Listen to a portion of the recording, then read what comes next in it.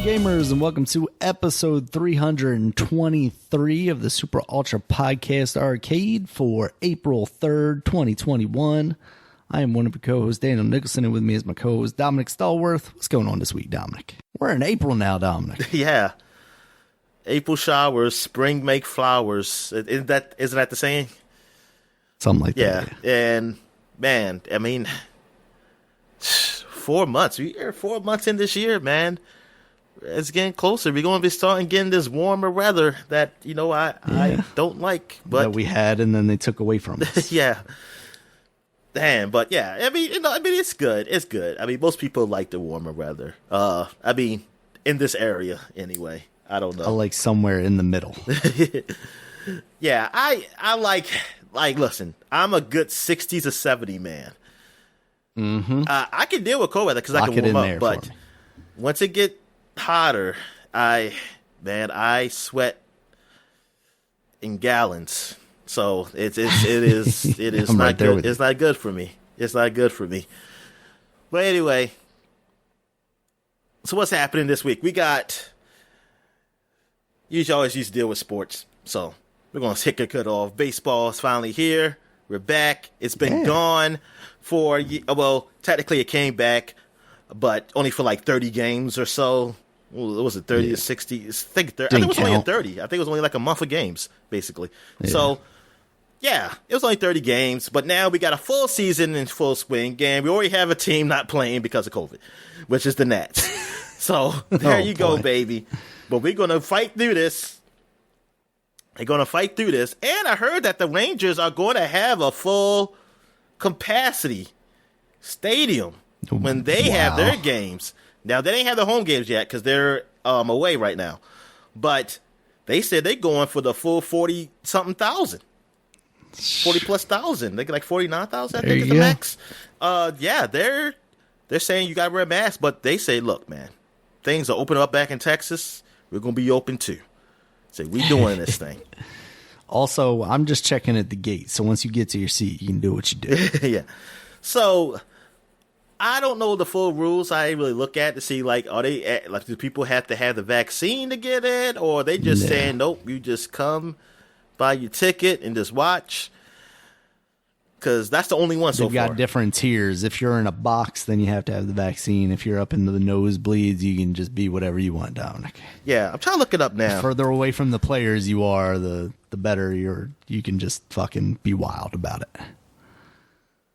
Yeah, it says for the opener, what you need to know. It says that the Texas Rangers will open their 50th home season against the Toronto Blue Jays. It says all 30 Rangers home games in 2020. Oh, the Blue Jays definitely aren't getting back into Canada this year, are they? Were played. Be like, we saw you play down in Texas. You're not coming anywhere near this country. They were talking about all 30 Rangers home games in 2020 were played without fans. Oh, it was 60 games. Okay, so it was 2 months of games. Darn. I always thought it was 1 month, but I guess it was 2 months. Yeah, it was 60 games. Okay. So they play basically 100 games less than they usually do. Monday, well, some teams did because of COVID, I think, and then they just said, fuck it, we don't need to make up those games because those teams were out of the playoffs anyway. Monday will mark the first time that the fans will be permitted to attend. It said, full capacity, 40,000. Okay, 40,300 for Monday's home opener. Yeah, I'm looking at rules here. Here's the health and safety protocols right here. Masks will be required for all fans, except for actively eating, and drinking. So just eat and drink all the time, people. You don't have to wear no mask. So just hold my beer somewhere close to my face, and I never have to put that mask back on ever again. Hand sanitizer stations will be available through the park. Oh, thank God. Globe Life Field will again be cashless as it was for the 2020 events.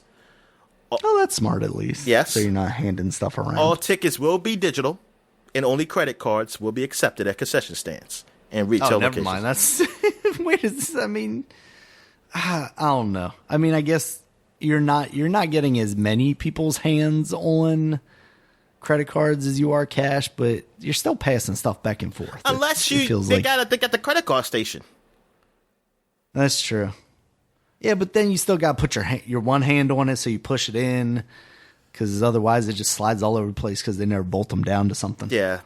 It all depends how they did it. Maybe they made them better. I don't know. They need to make it so it's only Apple Pay and Android Pay or whatever. Safe distancing will be enforced. And except for, I guess, when you're sitting. As much as it can be when I just put you in the seat. Yeah, those seats stranger are pretty bunched up. Coughing on me. No bags will be permitted.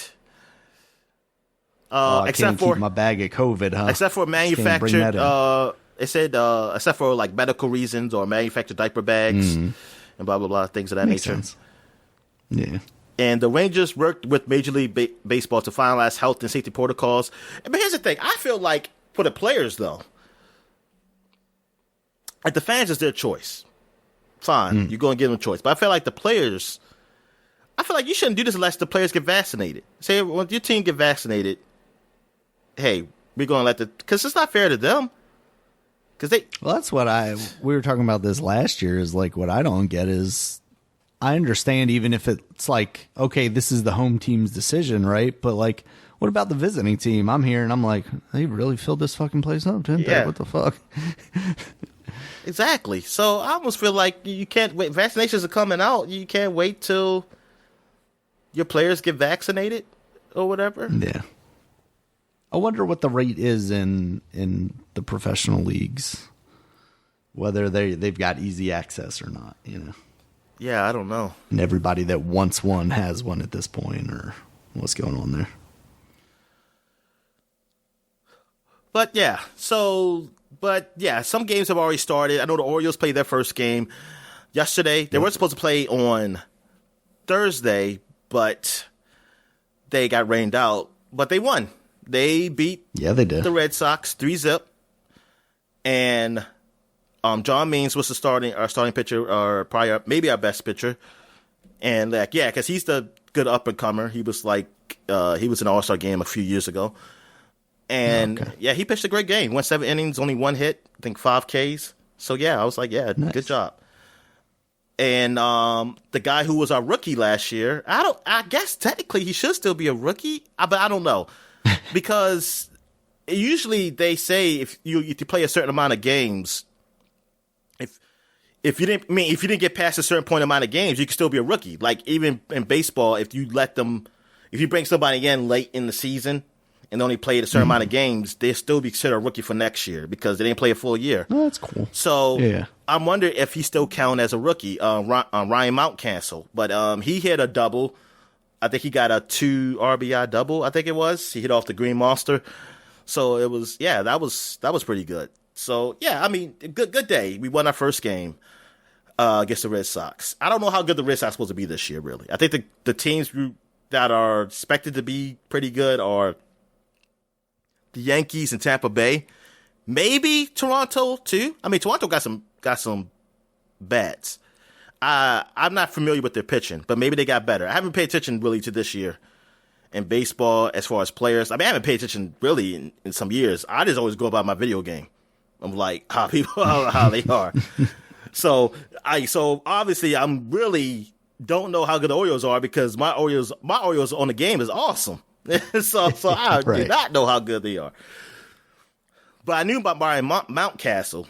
I read about him. Like he's our new first baseman, taking in place really of Chris Davis.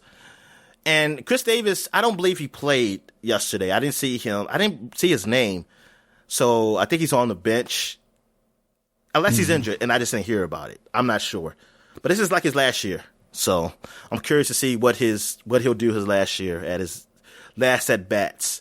I heard something like he changed his batting stance.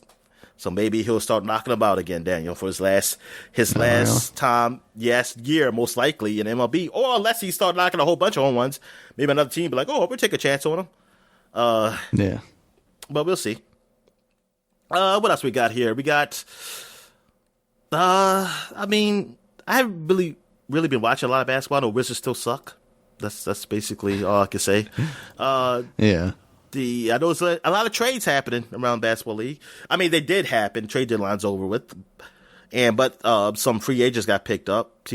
Seemed like the rich gets richer. You know, the Lakers got somebody who got hurt though right away. So I don't know. I don't know what's going to happen with that.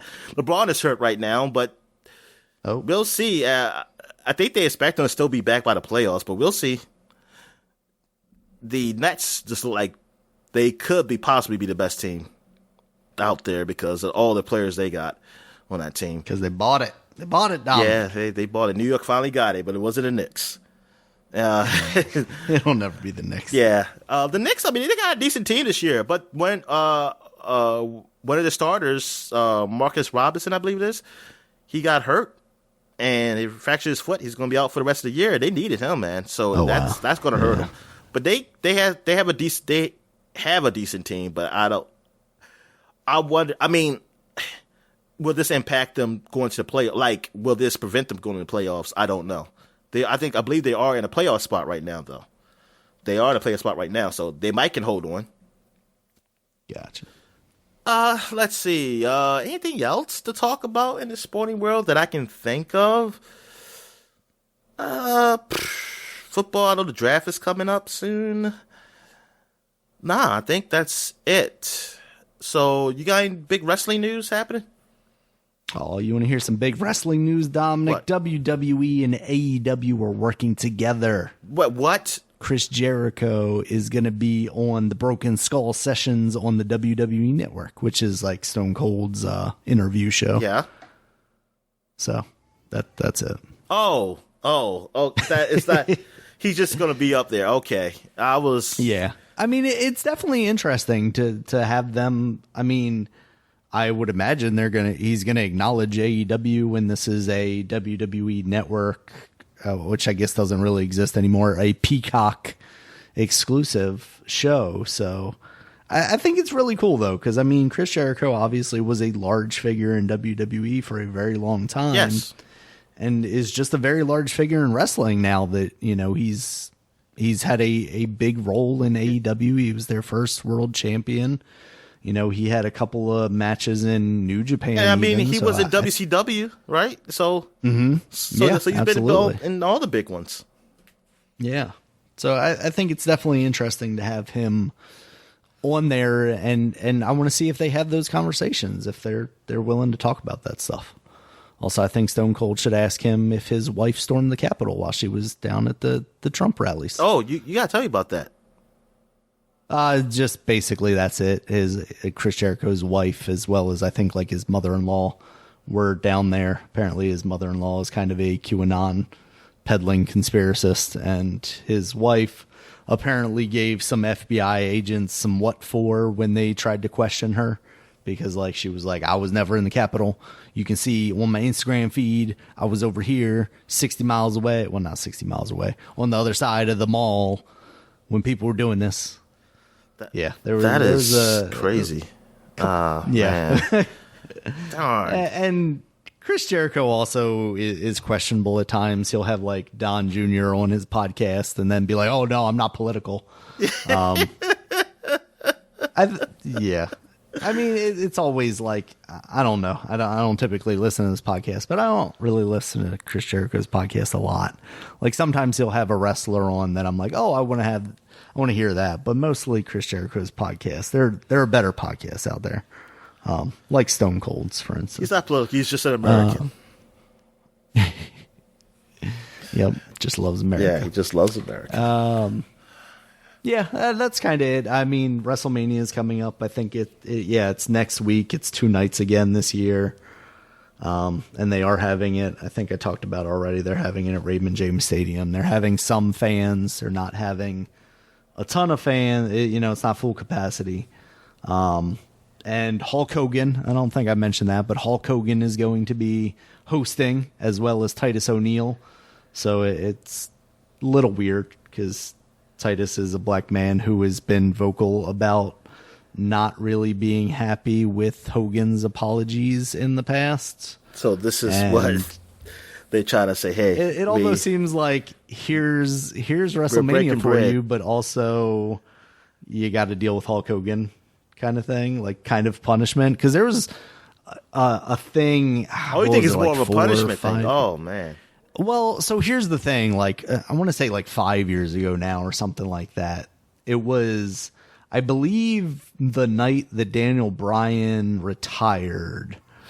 Everybody was out on stage, including Vince McMahon, and then like they were all headed to the back, and Titus grabbed Vince's arm for some reason. There was some speculation that like Stephanie was walking in front of him, so he was just kind of saying like, "Hey, don't, let the ladies through first," or something like that. Titus is he's a big guy in the community. Like, he does stuff with kids. He's very much a gentleman. Like, he seems like a really nice guy. And he got suspended for, I forget how long, for doing that, for touching the boss, basically. I remember that. And yeah. And like, apparently at the time Vince wanted to fire him for that. I don't know. Yeah. I remember you talked about that in the podcast. Yeah. But I'm glad that didn't happen, because I was like that.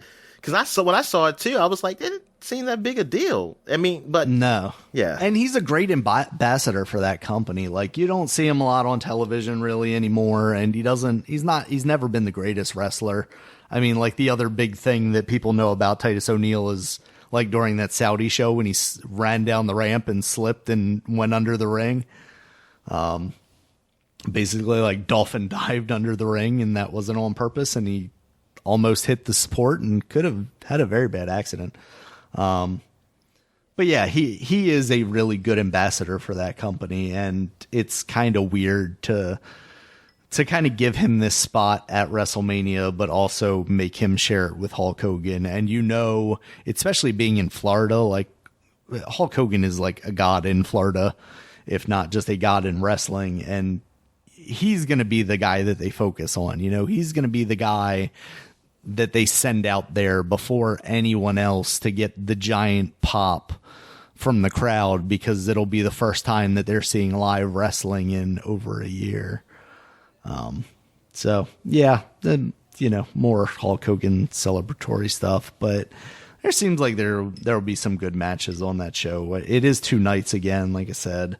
So hopefully they'll kind of give this stuff time to space out a little more and actually have good matches instead of just being the spectacle that WrestleMania is sometimes. So yeah, that's kind of what I got for wrestling. Mm-hmm. Okay, so I guess we get to what we were watching. So you go ahead. You go first. Sure. So this is kind of something I had heard about, and I just kind of threw on because I was honestly trying to take a nap with my daughter last Sunday, actually. But The Last Blockbuster is a documentary on Netflix about the last blockbuster in America, which is in Bend, Oregon. What? I thought that The Last Blockbuster was in Alaska. No, was in was the Avengers movie. I honestly thought bada bing, because nothing has really competed because of COVID. They had no movie after that. Yeah, no, they brought Avatar back out, Dominic. Now it's got the record. Oh, again. Okay. Yeah, no, Sonic the Hedgehog. Yeah, don't you worry, Dominic. Sonic 2 will make those numbers. But yeah, so there is still it's mostly a movie about the nostalgia of like Blockbuster, and if you grew up at that time, you do get that, like, oh, I remember going there and renting video games and renting movies and stuff. And they do talk a little bit about the one that still exists and how, every Tuesday morning the woman will go to Target and basically buy all the movies off the shelf so that she can, stock up. And even when we were working at Target, you would have people do that for like red box machines and stuff, right? It was like, oh, we got to put all these DVDs out, and like someone's going to come in and buy like 30 of them because they gotta stock up. It's so weird because I don't know. So there's still just so one many. Blockbuster left, and that's what the lady does. She just buys DVDs to stock. Okay. Yeah, and she does. She says she does that for movies that she can't get through her supplier. So she does have, those kind of connections still. But it's just a weird thing. I mean, for the guy that they interview that goes there still, it's very much about just like oh, this is my comfortable place. Because obviously there are much more convenient ways of getting and watching these movies nowadays, whether it be one of these streaming services or even, you know, pirating. It's just such a weird thing to really think about. You know, there just being this one company that's just like, yep, I'm still gonna keep going with this thing. And so Blockbuster, I mean, so it just let them keep the name. Basically it's like, I forget who owns it now, but she was saying like they show her at one point harvesting bits from old computers because they still run the old POS point of sale system that Blockbuster used to. Like, they haven't updated to anything new. So this poor woman's like got all these computers when they shut down all the other branches as like donor boxes, and she's having to pull bits out of these fucking caked in dusty ass computers to get whatever motherboard or circuit board she needs to. It seems weird. Like, I mean, did she still got the kiosk where I can get my Pokemon printer stuff and the Pikachu? It'll be like, I did not see that, unfortunately. That's, you know, because thinking about it, like watching this movie, like that's one of the very vivid memories I have of going to Blockbuster. And like you walk in the Blockbuster and then right there to your right as you walk in, they had like kind of an open space where right in front of the front window, and that's where they had the Pokemon Stadium, or what is it called? The Pokemon, I just said it, didn't I? You said Stadium. Pokemon Snap. But yeah, the Snap, Pokemon Snap.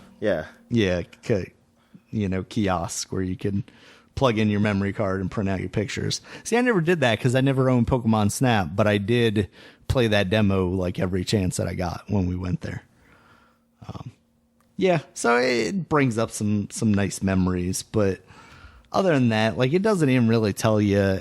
It kind of gives you an indication of what happened, you know, as far as like why Blockbuster kind of went the way of the dinosaurs. And they joke about how, you know, at some point the head guy behind Netflix came to them and said, hey, look, you could buy us. And they didn't. And obviously that was part of their downfall. But they do explain that, and maybe it's kind of revisionist history because this is a document. Wow, I don't know what I want to say. Documentary on Netflix. So they're kind of like, oh, it wasn't all Netflix fault that, you know, Blockbuster went away.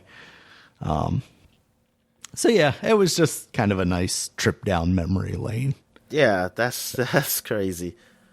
That's a cool documentary. And when I saw this, I was thinking The Last Action Hero when you put this up here. I was like, The Last Action Hero. Has he watched that? And then I was like, The Last Block. Yep. I was thinking, let's call that Blockbuster. Like, oh no, that's not. Oh, okay. I was thinking about Arnold Schwarzenegger. Exactly. All right, so I guess we could talk about Falcon and Winter Soldier. So I'm caught up. I watched the last two. So what you think of them? I like both of them. I think this latest episode was really cool. Seeing, I guess we'll just talk spoilers a little bit. Spoilers. I mean, she's in the trailer also, but you see Sharon Carter come back and you find out what she's been doing with the last few years of her life. She's been playing on this doctor show. Which one? I don't know what it's called. I don't know what it's called. I think it's on Fox though. Yeah, she's a doctor. She's a doctor or a nurse. I want to say a doctor. Okay, gotcha. Yeah, so that's how she made all her money to get all this stolen artwork. Apparently, yeah. So they visit the city of Madripoor, which I guess is a place in the comics that people are familiar with. I've been seeing a lot of people talk about that in relation to the X-Men. Trying to find out like who's making these super soldier serums, and it turns out there's a doctor there that has. And he was working for the Shadow Broker. Replicated the serum.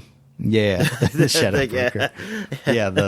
Yeah, they could buy Mass Effect in here, man.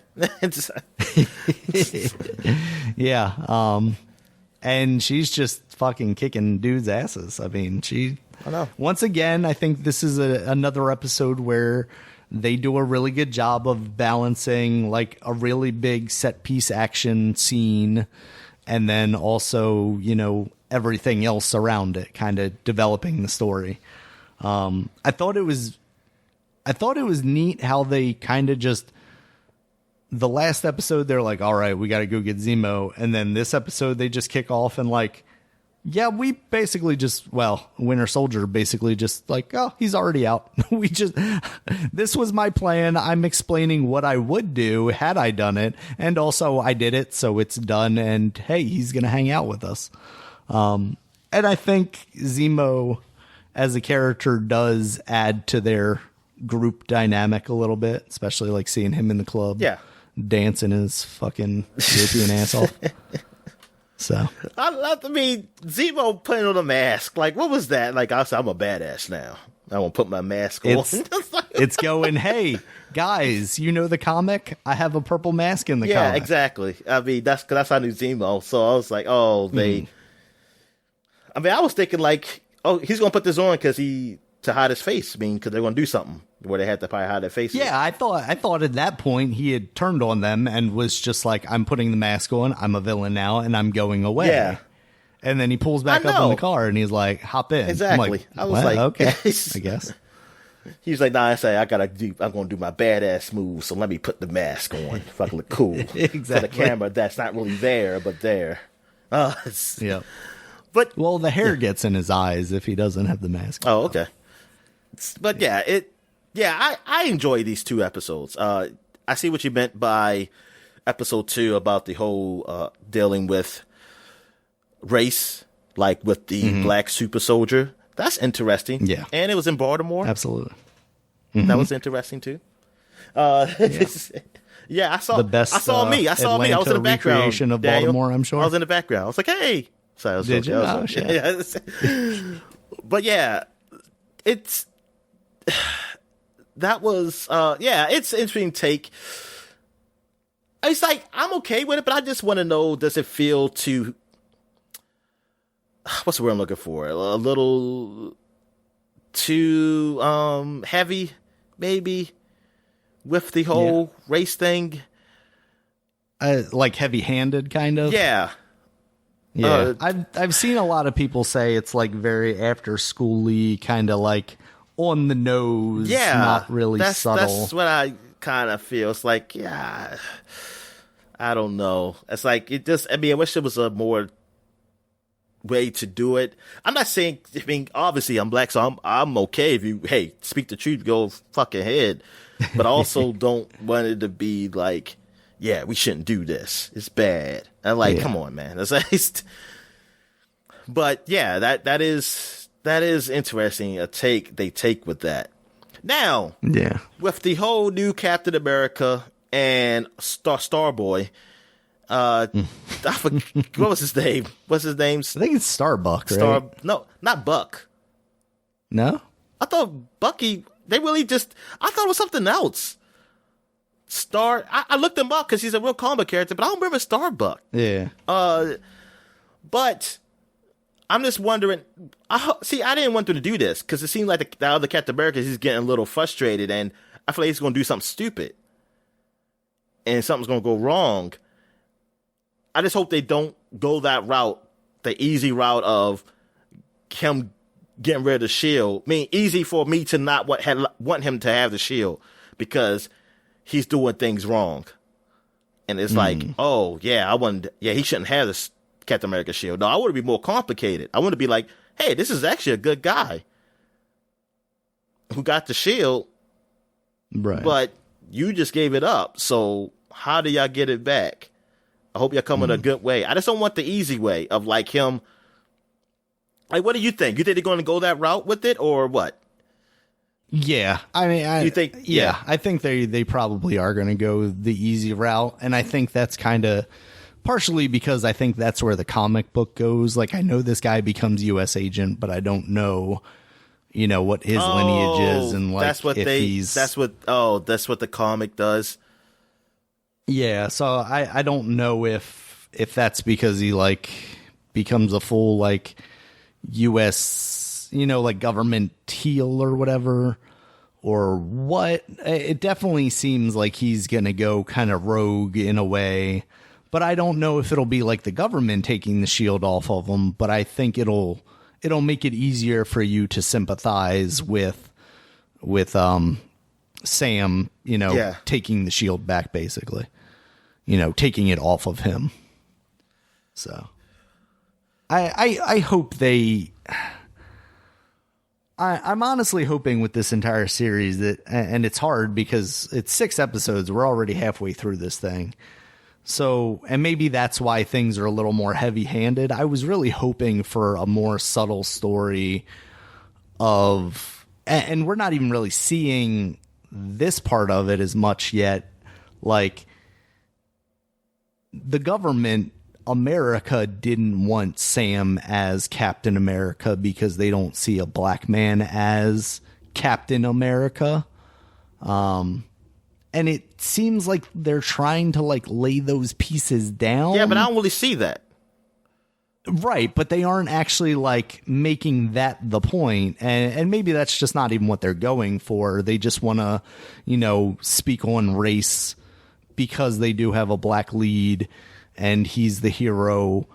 But yeah, that's not really the story that they're telling right now. And I'm a little disappointed by that because I figured they would go, or I don't know, maybe I'd heard stuff, or maybe it was just what I was hoping for, is they were going down that kind of race relation thing. And then it's more like I've heard people say, kind of after school, especially, we're going to hit the bits about how, police interactions are really bad. And, the other things that we've seen in the series, you can't get loans and stuff like that. Whereas it's like you said, when we talked about that, it's yeah, but also he's kind of a celebrity. So that specific thing maybe doesn't, affect him in the same way.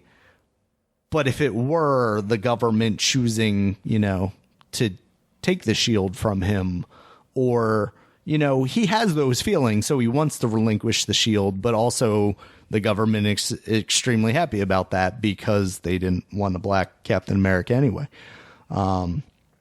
Yeah, so I don't know. I like a lot of what they're doing with this series.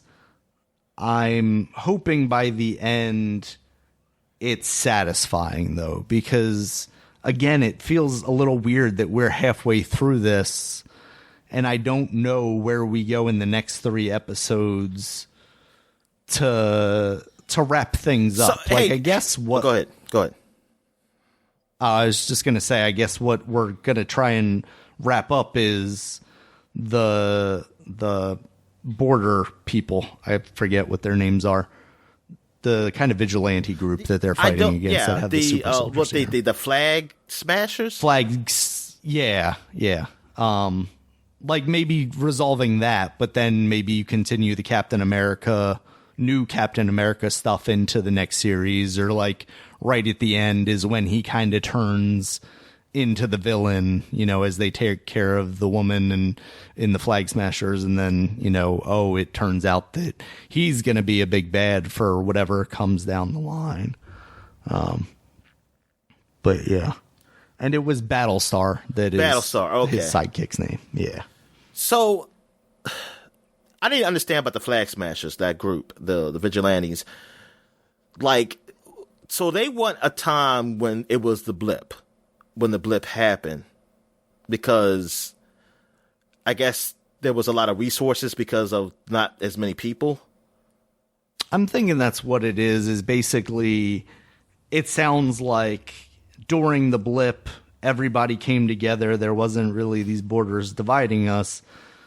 And we had plenty of resources for everybody. In this latest episode, you see them getting angry at whatever this camp is because they're hoarding supplies when you have people dying and can't sustain themselves.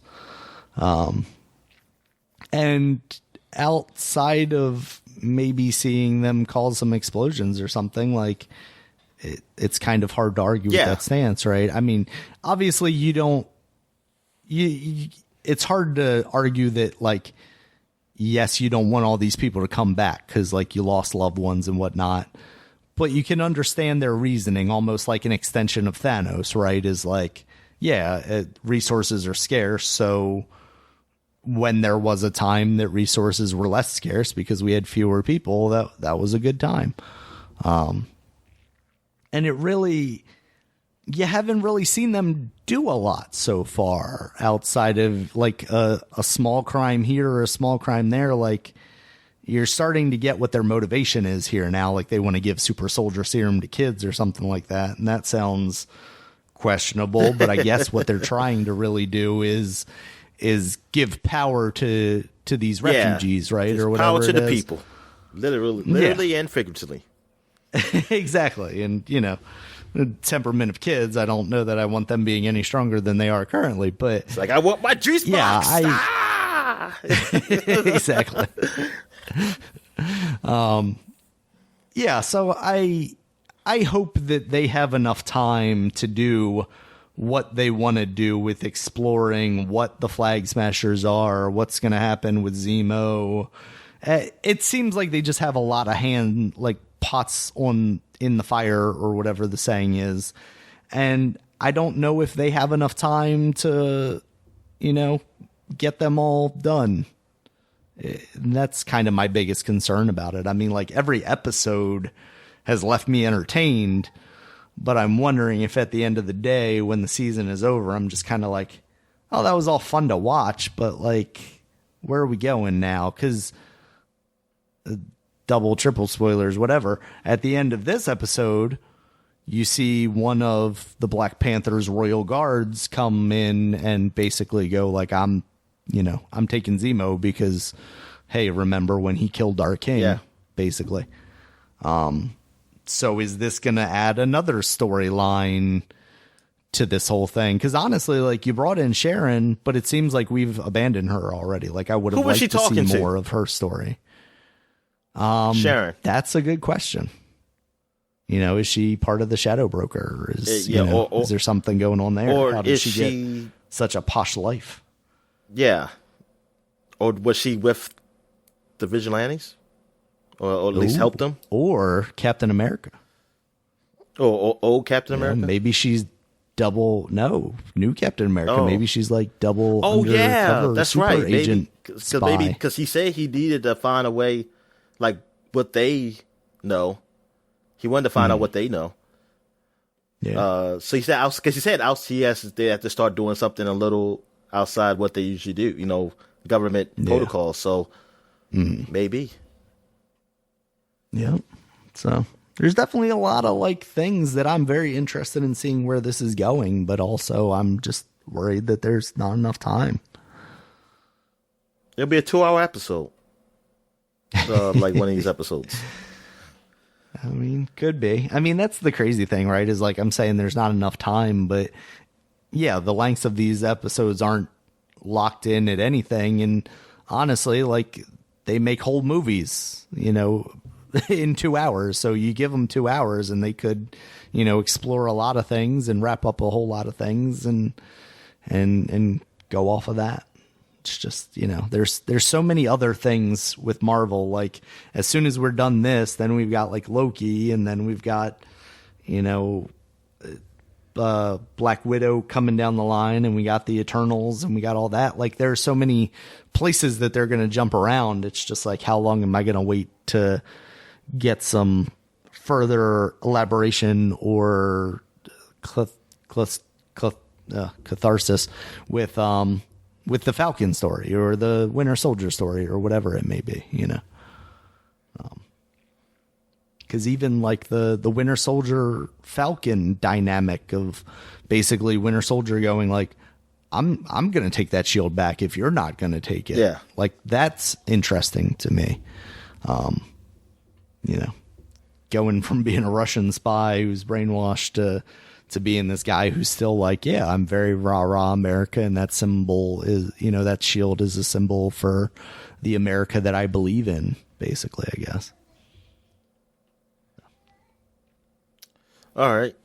So I guess I get to what I've been watching. I mean, besides that, I watched the new Godzilla vs. Kong movie. Oh boy. Actually all week I was watching all those movies. Like, starting from like maybe I think Tuesday, I started watching Godzilla through Friday. Then I ended with Godzilla vs. Kong. So after seeing all those movies now of this monster universe, My favorite one would have to be Godzilla versus King. I say Godzilla King of Monsters. I think that's my favorite one. Okay. And I'm glad to hear that because I've heard people kind of iffy about that one, and it looks really cool, even though I haven't gotten around to seeing it. And for the cinematography, I think the visuals, I like the first Godzilla better than all of them because of how they make it so, like, it makes it more impactful, like, because you don't see Godzilla for a while, and then the Mutos, the monsters he fights, and then when you finally see him, it's like, it really, really suspenseful. And like, how they do things, like when they do the flares up, when you first see Godzilla, like, it's just all quiet, and they shoot the flares, and then you just see it, the flare, because it's so dark, but the flares, you see him, it's like how big he is. I mean, they did a good job with that, I think. And a lot of people didn't like it because he said they didn't see enough of him. While for me, I was fine. The bad thing about that movie was that they killed Bryan Cranston off too early. Even he said that. Yeah. That he died too early in that movie. The character development wasn't good because they killed him too early to the point where I didn't care about his son as much. I didn't have no emotional attachment to him because I didn't really see him interact with his father much. So I thought, like, Bryan Cranston should have been in this movie. If he's going to die, at least near the end, he should have died. Kong, I do like some of the visuals of Kong. Like, I like when Kong is in front of a setting sun and, like, the helicopters coming at him. That looked good. And that was all right. It was just too many cooks. Like, it's a lot of characters, but not enough development between them. So, I mean, I think Samuel Jackson is probably the most developed one because you understand he just needs to. Did you see this movie? Kong Skull Island? No, yeah. You still haven't seen that one either? I want to watch that before I watch this. Yeah. So because he's a soldier who's done everything, but that's his life. His life is being a soldier. He does not know what to do when he gets home. So when the Vietnam War was basically over, him getting to do this survey mission to Skull Island was great for him, and him having Kong be an enemy, basically. So it was like, he just need an enemy. That's because he's a soldier. Like, he's a hardcore soldier where he just can't get out of it. He don't want, like, even his men want to go home. But he's like, nah, we gotta avenge our men and things of that nature. So, but the other guys, they just developed the other characters too much. Like, John Goodman should have been more developed because that's really the reason you're going to the island, basically. All right, so what else I seen? But yeah, now getting to the big one, the Godzilla vs. Kong. So this movie, it was okay. It was okay. I mean, I enjoyed it. I enjoyed the movie overall. I mean, there's some problem with the characters in this one too, but I mean, to me, it didn't kill the movie for me. Now, I saw online people complaining about Millie Brown, the girl who's in Stranger Things, and she was in King of Monsters also. Like, her character say, oh, she was useless, like, why she's even in it. I get what people are saying, but I didn't have a problem with her or with the guy from Atlanta, the black guy from Atlanta. I forgot I saw his name, but I forgot what it was. But he's in there, and one of Millie Brown had a friend who was with him too. He's like the black guy from Atlanta. He's like a conspiracy theorist guy who does a podcast and shit. So he's all kind of out there cuckoo. But some of the things, he was right about some things. So yeah, it, like, people was like, oh man, I'm tired of seeing I like seeing the Kong, but I was tired of seeing the human stuff. And I'm thinking these are the people who, they would be okay if there was an hour, almost 2 hours worth of just Kong and Godzilla fighting. Where for me, I would be bored. Yeah, and I think overall audiences might be bored, because I think if all audiences weren't going to be bored, they would do that. They would literally just do that. Say, fuck the humans, just have them running and screaming, and just have Kong and Godzilla fight. Thing is, that gets boring, man. That is not, you need a pause in the action. Now, you do want some good character reaction or character interaction to help those down times. Just like you'd be looking at Avengers. You don't see them fighting all the time. In superhero movies, yeah, exactly. The good ones anyway, they're not fighting all the time. Because that would be just dumb if there's just a whole bunch of spectacle all the time. I mean, not dumb, but it would be boring. It'll get bored fast. You get bored pretty fast. So, you want those breaks, but you also want good character interaction. But I don't know. For this movie, I wasn't expecting. Maybe because my expectations for those parts weren't high, but I felt like for me they were good enough. They weren't great.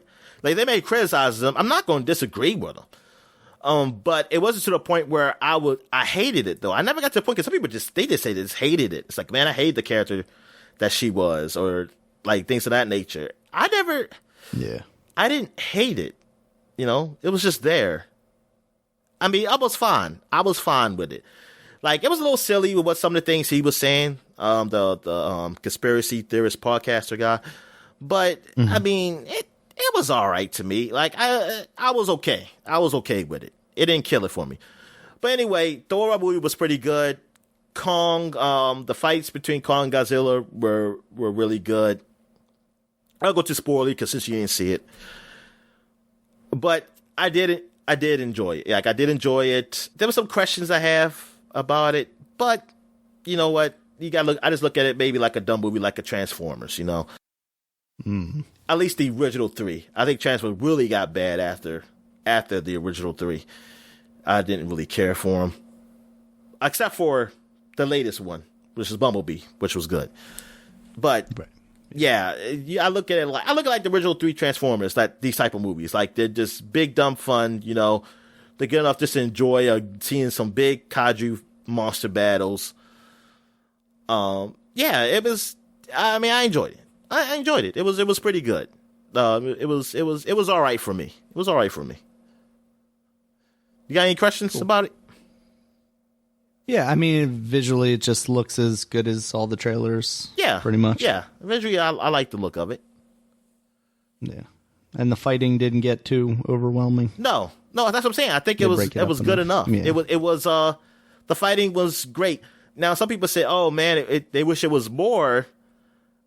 Where I felt like I think it just would have. I think that kind of stuff, yeah, it's too drawn out. Now, if there was probably another monster or something, maybe, but I don't know. I don't know. I think it was. How's the movie feel overall? Like, it doesn't feel too long or anything, no, right? No, this was under 2 hours over, because like it was like an hour and 50 something minutes total time. Gotcha. But I think that includes the credits. So it was under 2 hours. And I think the last movie was under 2 hours. Breezes by then. The last movie was under 2 hours. The King of Monsters. Gotcha. Yeah. So one of these days, I'm just gonna breeze through them all and get to this one, because I am interested in this one. I mean, I've seen what else happens in this, but I'm interested to see where that goes and what they're doing with that whole situation. Yeah. With the other monster. So. All right. So I guess we get to what we've been playing. So you wanna? Yeah, you go ahead, because you got. Yeah, I can start it off because I just played a little bit more of Murder by Numbers. That's one I was talking about last week. That mixes Picross stuff with kind of point and search, adventure-y, whatever you want to call it, Phoenix Wright-esque gameplay. Still having a good time with it. I've really just been playing a lot of the kind of, as you play through the game, unlock puzzles that you can play in like the side area.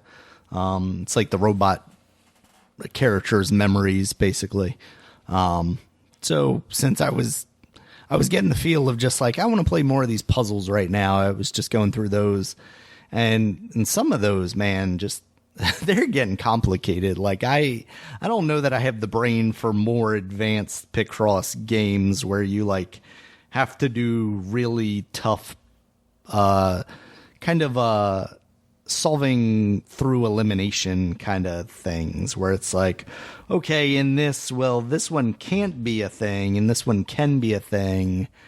The ones that are more direct, like you have enough to block out a whole row, and then from there you kind of extrapolate, are fine. But this one that I'm currently stuck on, I've been stuck on for, I kind of come back, I'm on and off with it really a lot. Like I'll pick it up and I'll play it for like 10, 15 minutes and try and get a couple more blocks knocked out. I'm like, okay, I'm a little closer to solving it. But for the most part, I'm just like, I'm stuck here, which is why, since I've been playing mostly that mode, I haven't really recorded anything else, because I'm like, people don't need to just sit here watching me like moving the cursor back and forth trying to count how many blocks across this thing is. But as I get back into the game, I'll record a little bit more of that. Yeah, I didn't put any of the last one in the video because I already... Okay, perfect. I already had, enough video, and I couldn't find really where to fit it in. I'll put it in this one, though. I gotcha. Cool. Yeah, so I'm just kind of playing more of that. I haven't gotten back to Mario this week because I just kind of got locked into trying to solve this one puzzle in Murder by Numbers, really. Yeah, that's kind of what I've been doing this week. What have you been playing, Dom? All right, so I've been playing some more Hades, and I think I beat Hades a couple more times. Really developing the story, really getting into the thick of things there. It's not really much to me to say without spoiling any, the story. So, yeah, I mean, I have been able to modify my weapons more, and there's even story elements with those, like not really huge story elements, but like just, they even mention them. They even mention like, hey, you did this to the weapon, like some of the gods. Cool. That's like, good God, how much they put in this game. It's ridiculous. Yeah. Level of detail. Yeah. And like I said, you can give gifts to people, with this nectar, they call it nectar, and if you give a certain, enough gift, like the first gift, you always get something, but then if you give a few more, something else might happen with it. They might give you something else, or like some other maybe equipment, or something special in the story. Cause like I gave one to the guy of the River of Styx, Chiron, and or Chiron, I don't know how to pronounce it. I think I've always said Carrion. Yeah, or Carrion. Okay. It's not like you say Chiron though. That's the thing. I would say Carrion. Yeah, too. I think there's probably definitely like an accent kind of thing. Yeah, to it. I'm just like dumb American, like Karen. Yeah. So I gave him enough nectar, but then I saw a bag of money, so I went in and get it. I was thinking like, oh, he got that for me, and then the character's like, oh, thank you. Is it I can take this? And then he said, he got mad, and then he started to fight me. I never fought this guy. He's the guy who's always sell me stuff. Like, I never fought him anything, but you would fight him, man. He kicked my ass. The first time. The second time I beat him. But yeah, I was like, Jesus Christ. I said, I didn't know about the money, man. I didn't know. I just thought, like, I thought it was just there for me to take. So I'm thinking it was just like, an item I can take. It's like, Jesus Christ. But that was funny. What else I played? I played with my friend, a couple friends on Xbox, NBA 2K21, like the My Court mode where you play like 3-on-3 on the courts. Yeah, I don't think we won any games. And we also played, like, they have an event. Well, I don't know if it's still around, but there's an event they had where it's called like what's it called? The Gods of the Court, I think it's called, where the theme is almost like Egyptian-like, or either Mayan-like or Egyptian-like. It's kind of those, that kind of pyramid-y kind of stuff going on.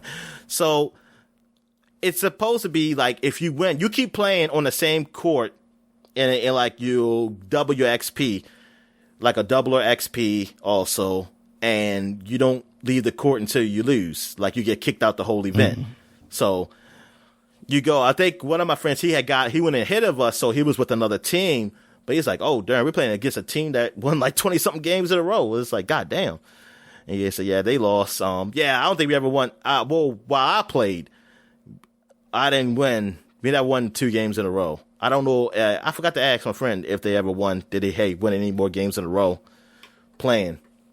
But we were playing with like a ball hawk on one when my other friend, he wasn't in the game with us. Like, this guy, I mean, he was good. all right, but he would just hold the ball all too long. So sometimes he would give a turnover because there was still a ball from him. It's like, darn, this man really ain't trying to pass it. Yeah, I mean, it was fun. It's fun playing that. It's fun playing those games. But man, just seeing all the stuff you can buy, you know, you can get in that game, and even like how you run. They got that ninja run, that Naruto run, where you put your hands behind yourself. I see people run. I saw somebody run out there. So what the fuck he's doing? That's amazing. I was like, they really put the Naruto running in this, and that's something like. I don't think we saw, because I didn't really know Naruto when I was in high school. So, yeah, I'm thinking this is like after, because I've seen jokes on Twitter. Somebody said, these are the heroes like that, hey, that made it so that we can watch Naruto in peace. Like showing people running like the Naruto run and says people used to run like that in the hallways. I said, oh God, yeah, I can see if they did that. Yeah, you really get picked on.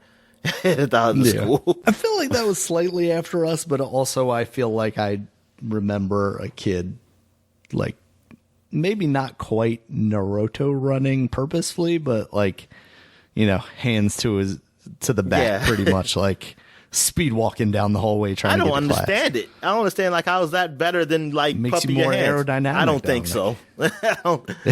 I think when I see track runners running the way they do, I want to see a track runner run like that from the start. Cause that's like the ending. That's what they do. The end to the here you get your head first to the the finish line. But yeah, let me see somebody run. I want to see somebody in the Olympics this year. It's like, oh, he's Naruto. He's ninja running to the end. God, that would be hilarious. Yeah, you don't want to get a copyright strike saying Naruto on there. Yeah, ninja. I think they call. I think that's what they call ninja running. I think that's what they call it. Yeah, something like that. Yeah, I mean, we will be in Japan this year, so might be the best time to see it. All right, so what else I play? Oh yes, Final Fantasy VII Remake. I am just finished the second reactor, and yeah, it's a lot of game between that point, and. Yeah, I am enjoying it. It's easy mode is very easy, man. Okay. Unfortunately, it is. I kind of want to put it back to normal, but I don't like the way of. I don't know. It just seemed like it's just too much having to babysit my other characters. Like I just want to focus on the guy I'm on, and they take care of themselves. But yeah, I mean, it's fun. Like I'm having a fun time. Like saying like, oh, this is a good, cool way that they did the story in this compared to the original. How they really filled out these sections, between the game. Because like, darn, I would have beat by now I would have been probably in, I don't know, probably in, what's it called? The Harbor? What's it called? Juan Harbor or something like that? Or Juan Harbor or something like that with the J, the one with the big cannon in there. I think it would have been there by now. Oh, right. Game. Yeah. I used to always call it Juan, but I don't Juan Harbor because I would pronounce it or J-Wan or like because I'm American and I don't know how to pronounce things and the way the Japanese will pronounce it. So I also got some other summoning materia. Like I got Ifrit and I got the Chocobo one. I didn't use the Chocobo one yet though. I think I had chose the Ifrit again. I wanted to see what that looked like. But yeah, I'm still having fun with this. Yeah, it's a fun game. Like it's enjoyable. I'm thinking now I wouldn't say this would be my game of the year. This would be just a game I'm just having fun with. But it would have been my game of the year. Because I think if I like the battle system a lot better, maybe it would have cracked the top 10. If I like the battle system better. All right, so what else? Did I play anything else? I'm trying to think. I think I played some Trails of Cold Steel, a little bit of that.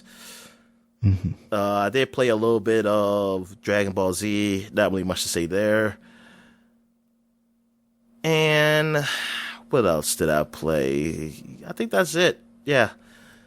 That's all I played. Oh, I played a little bit of River City Girls because I was trying to play with my friend, but we realized we can't play online together. Oh, it's not online co-op. Son of a bitch. Jesus Christ, man. It's just ridiculous that how we just don't have a lot of beat 'em up online co-op games. Mm-hmm. All right, so I guess we'll take a break. When we get back, we get to the flashback segment. All right. And we're back. Let's start the flashback segment. We got a new month here. But we really don't have any games that really came out this first week or the first couple of days of this week for April. So we're just going to get right down to the video game covers of 2011. Starting with all right, the Xbox magazine, the official Xbox magazine. They had hands-on Duke Nukem Forever. The best. Yeah, this makes me feel uncomfortable, Dominic. The best Duke Nukem game. Here's the thing. This cover it says hands-on Duke Nukem Forever. We censored the hell out of it. But you can see in the background of the censor that it says played. Yeah. So maybe they really did censor that we didn't really play it. We did not play the hell. We didn't play this. And come get some multiplayer. Can you call it play if it's really bad? Said, come get some multiplayer censor. Now I can't tell what that would be behind there. Yeah. But they really try to be clever with it. I'm like, yo, we can see you said played though, so you didn't. Yeah. It's like a shot up from Duke's knees, and he's holding the gun by his dick. I mean, that's how it is. Yeah, the golden dick. Yeah. See, yeah. Hail to the king, baby. Also, Elder Scrolls 5 Skyrim Blowout. Yes, can't wait for that game, Daniel. The Darkness Blowout. Oh, the Darkness 2. More guts, more gore. See it here first. Also, Deus Ex 3. Yes, that hands on the next great RPG. Plus Silent Hill Downpour, Dragon Age 2, Bulletstorm, Dead Island. Oh, Dead Island, man. Yeah. I know, can't wait for right? that game. And tons more. Yeah. Tons more. All right. Can't imagine. Let's see what we got here. What's the next mag we got here? We got Nintendo Power. We got Zelda Ocarina of Time 3D. Talking about the There it is, finally. Yes, the new 3DS version of Ocarina of Time. Mm-hmm. Also, you have Tales of the Abyss, Resident Evil, The Mercenaries 3D. Oh, yeah. One of the best Resident Evil games, some people would say. Yeah, okay. Driver Renegade. Oh, Renegade. Oh, yeah, we were just talking about, like, what was the Driver games? And look, Renegade. Yeah. Dead or Alive Dimensions. And Captain America. Oh, that came on the Wii? Or the DS? Was there a DS version? I want to say it came out on the Wii. But there might have been a Captain America on the DS too. Captain America game Wii? Question mark? Yes. Okay. Captain America Super Soldier did come out on the Wii. And you can use your use the motion controls to throw your shield. You can actually throw your and controller. It also did come out on the 3DS as well. So oh man. It's everywhere, Dominic. This is licensed games, remember, Dominic. I just want to know what does it look like on the 3DS? Was it a side scroller or was it a 3D game? I am looking at it clearly emulated it's a 3D game, and it is running at 60 frames per second in 1080p, and not terrible because it's emulated and upscaled. But still, is it? Damn. I'm sure it looked awful. But yeah, I'm sure you could throw your controller, like literally throw your controller, and it'll come back to you, like the shield. Yes, absolutely. That's what the nunchuck tether is for. You throw it, and then you pull it back with the other one. Makes you feel like you're returning it. All right, so now we got Electronic Gaming Monthly for April. And what we have on the cover is the exclusive Prototype 2. It's been 10 years this game came out. Well, at least, they're talking about it, but I believe it came out 2011 also. Yeah, Regeneration Next. I never did play Prototype. I do want to try it because that was the same time as Infamous. So they were kind of competing as far as, well, not really competing for sales because one was on multi-platform. But it was like mind share, basically. Yeah, exactly. And I was kind of rooting for Prototype. Because I was a Sony hater. So I was like, I was joking. No, I wasn't. I didn't care because I actually played that because look, I played Infamous. I beat Infamous, so yeah. But I did want to try it out. Also, what else they got up here? They got up the top here. They got Mortal Kombat, Portal 2, Duke Nukem Forever, Lord of the Rings, War in the North. I believe that was a strategy game. I want to say. That sounds right. Red Faction Armageddon, the bad Red Faction game that should never been made. I don't know why they went that direction after doing Red Faction Guerrilla. The third birthday. Oh no, it was an action hack and slash game. War in the North. Oh, it was okay. The third birthday. I forgot what that was because we looked it up. It was Battle for Middle Earth or something, maybe. The strategy one. Oh no, I know what that is. The third birthday. No, the third birthday. That's what I'm talking about. Yeah. Yeah, that was some weird thing. Yeah. Also, what else they got here? Living It Up on Dead Island. Ken Levine reveals the new BioShock. Oh, what could it be? Now we're talking. What could it be, Daniel? What could it be? What could it be from 10 years ago? Yeah. Over 50 previews and reviews and previews inside. Angry Birds Next Target. Where's their next target, Daniel? There we go. Because did they already do Star Wars Target, by then? the store. I don't think so, because we had just talked about Rio last week. Rio came out before Star Wars. I think so. I don't know. I don't know now. Because there was Space. There was Angry Birds. There was Angry Birds Space. Rio, Star Wars. Yeah, I don't remember what the timeline was. Oh, yeah. EGM previews the best new MMOs. And Rage Unleashed. Oh, Rage, man. Yeah, I was really anticipating Rage, and then it was sort of disappointing reviews that it just fell off for me. All right, so what else we got here? We got Edge Magazine. And look on the front of Edge. Dark Souls is on the front of Edge. How the creators of Demon Souls are making the most hardcore game of 2011. Also, 3DS on test. I can't read it because of the glare. I don't know why they could get a better picture. I couldn't find one. I tried to find one, and I couldn't find a better one. The other one was too small. I couldn't read it. Also, they have review. They reviewed Dragon Age 2, The Last Story. That's a separate title, that one. Motorstorm 3, Homefront, Bulletstorm, Shogun 2, and Yakuza 4. And they have The Last Guardian up top here. The Last Guardian will release in 10 years from now. Yeah. All right. So that is what else we got here. Did I got anything else? Yes, I got one more. The last one is Game Pro. And whoa, look at this sexy, scary chick. Nope, don't like it. It's like, Twisted Metal, the new Twisted Metal for the PS3, I believe. Is showing on the front of here. You got Dollface, I believe that's what her name was. I think that's her name. I forget. Of course, Sweet Tooth's in the background. Also, it says Civ on Facebook. There goes your life. Oh, boy. Nah, I don't think so. Should get into that, Dominic. Lord of the Rings, Gore and Hobbits out. Oh, they must be talking about that War of the North one. They said, fuck the hobbits. We're going full on war. And here I like the platformer where you just played as a hobbit. And it says, is your next console your browser? Hey, no, it's not, people. Not my main one, but sort of sometimes when I need it to be. What do you mean? I use my browser on the Xbox One sometimes. Oh, rarely. Use your browser on the, but it says your next console, your browser. They're saying basically like, I guess like Stadia, I guess. I don't know. Now I get what you're saying. Yeah. No, it's not. Yeah, because they even because not until Xbox Game Pass shows up on like streaming. Farmville and shit. And what was another game? It was like a browser based game.